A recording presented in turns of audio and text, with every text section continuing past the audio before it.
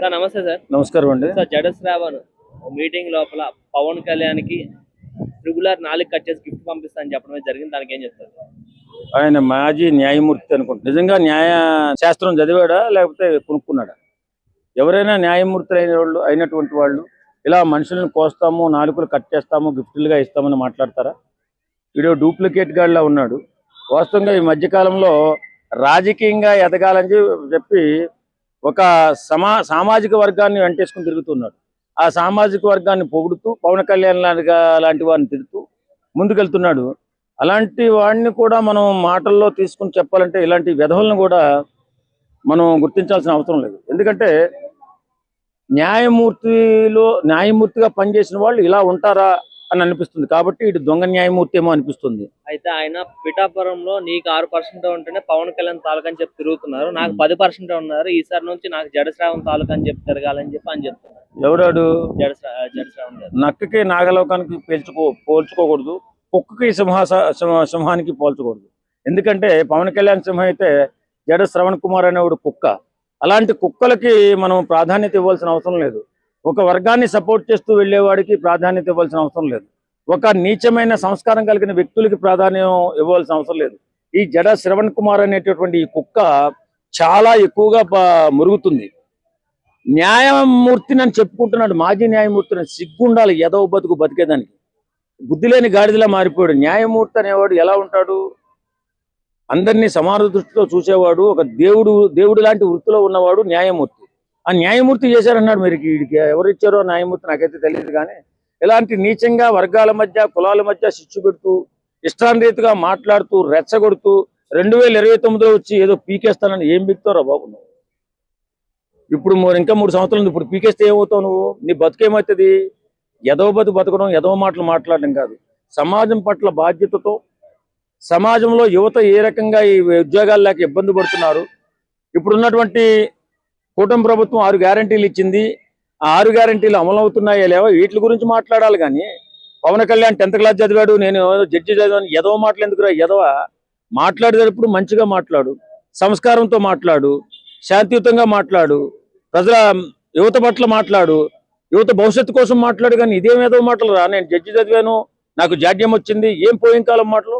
పవన్ కళ్యాణ్తో పోటీరా నువ్వు? ఎదవ చదువుకున్నంత మాత్రం సంస్కారం వచ్చేస్తుందా? అలానే ఆయన ఈ విషయం చెప్పడం జరిగింది, నా పైన చేయేస్తా, నా వెనకాల లక్షల మంది ఉన్నారని చెప్పారు. మరి మొన్న ఎలక్షన్స్ నించున్నప్పుడు ఆయనకి ఎన్ని ఓట్లు పడ్డాయి? ఏడ్చాడు. ఇలాంటి ఏదో చాలా మంది పాపులారిటీ సంపాదించుకోవడం కోసం పెద్ద పెద్ద మాటలు మాట్లాడుతుంటారు.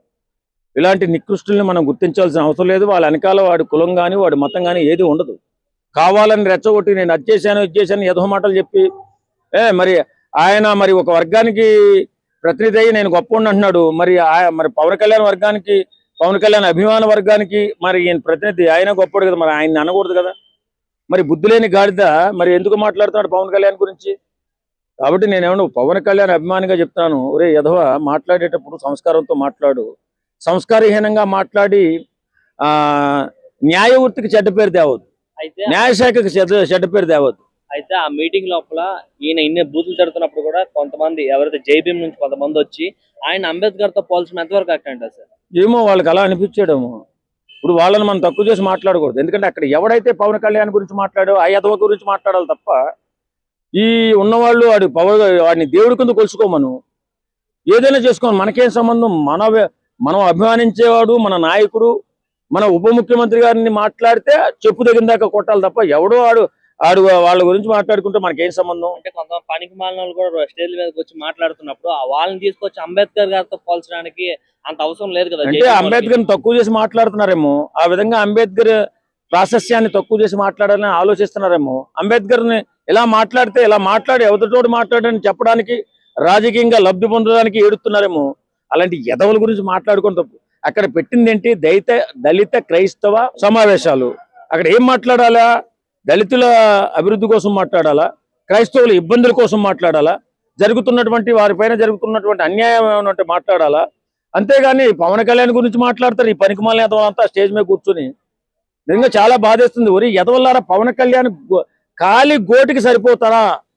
అక్కడ ఉన్నటువంటి పవన్ కళ్యాణ్ గురించి మాట్లాడిన ఏ ఎదవైనా కానీ ఎప్పుడైనా పవన్ కళ్యాణ్ లాగా సేవా కార్యక్రమాలు చేశారా? సంపాదించిన దాంట్లో ఎంతో కొంత దాన ధర్మాలు చేశారా? లేదు కదా. అలాంటప్పుడు పవన్ కళ్యాణ్తో ఎందుకు పోల్చుకుంటారు రా ఎదవల్లారా? అయితే ఫైనల్ గా ఒక పాయింట్ సార్ ఏంటంటే ట్రిపుల్ ఆర్ గారికి ఏదైతే 4 కట్ చేస్తామని చెప్పారు కదా, అయితే ట్రిపుల్ ఆర్ గారు వాళ్ళ కౌంటర్స్ తోనే మేము ఇప్పుడేం కంప్లైంట్లు ఇయ్యము, పవన్ కళ్యాణ్ హోమ్ మినిస్టర్ అయినాక అప్పుడు మేము చూసుకుంటాం అని చెప్పేసి ఆయన చెప్పడం జరిగింది. ఆయన ఉద్దేశం అది. ఎందుకంటే ఇప్పుడు కంప్లైంట్ ఇచ్చినా వేస్ట్ గా కనపడుతుంది.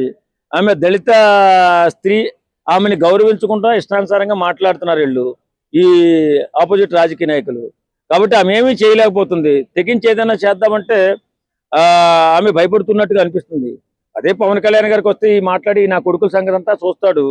ఎప్పటికైనా జరుగుతుంది అది. ఈవేళ కాదు, ఇంకో సంవత్సరం పోయిన తర్వాత పవన్ కళ్యాణ్ గారికి లాండ్ ఆర్డర్ ఇస్తే అప్పుడు ఇలాంటి కుక్కలన్నీ కూడా మరగడం ఆగిపోతాయేమో అనుకుంటున్నాను.